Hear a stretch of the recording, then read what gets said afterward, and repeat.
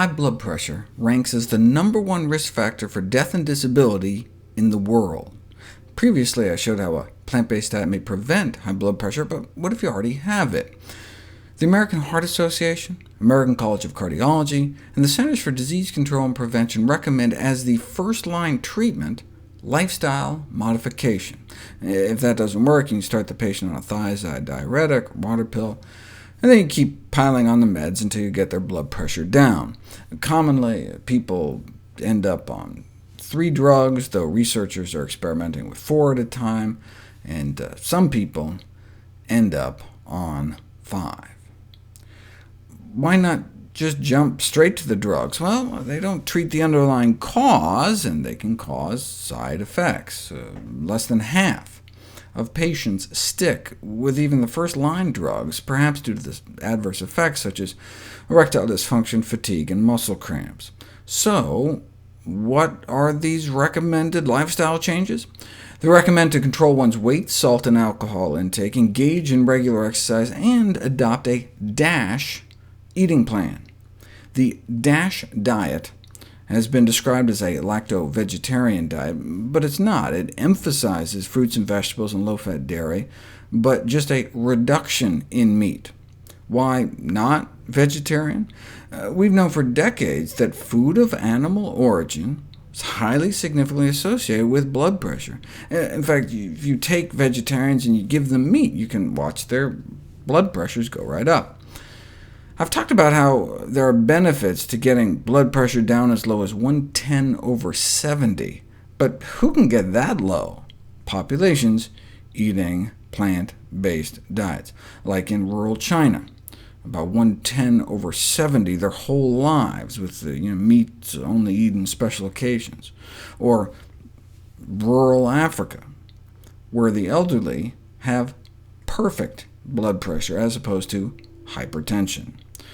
In the Western world, as the American Heart Association has pointed out, the only folks really getting down that low were the strict vegetarians, coming out at about 110/65. So when they created the DASH diet, were they just not aware of this landmark research done by Harvard's Frank Sachs? No, they were aware. The chair of the design committee that came up with the DASH diet was Dr. Sachs. In fact, the DASH diet was explicitly designed with the #1 goal of capturing the blood pressure-lowering benefits of a vegetarian diet, yet contain enough animal products to make it palatable to the general public. In fact, Sachs found that the more dairy the lacto-vegetarians ate, the higher their blood pressures. But they had to make the diet acceptable. Research has since shown that it's the added plant foods, not the changes in oil, sweets, or dairy, that appears to be the critical component, so why not eat plant-based? Recent meta-analysis showed vegetarian diets were good, but strictly plant-based diets may be better.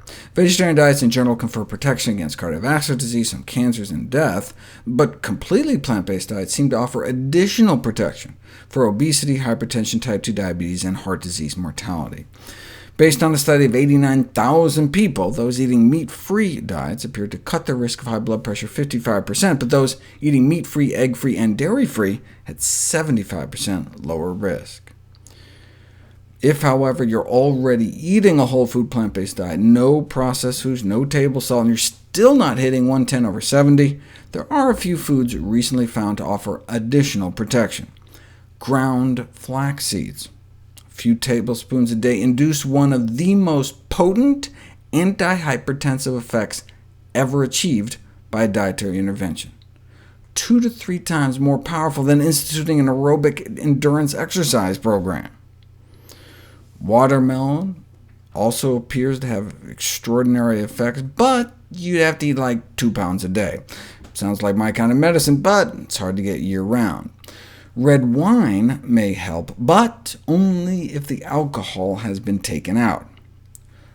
Raw vegetables or cooked? And the answer is both, though raw may work better. Beans, split peas, chickpeas, and lentils may help a little. Kiwi fruits, though, don't seem to work at all, even though the study was funded by a kiwi fruit company.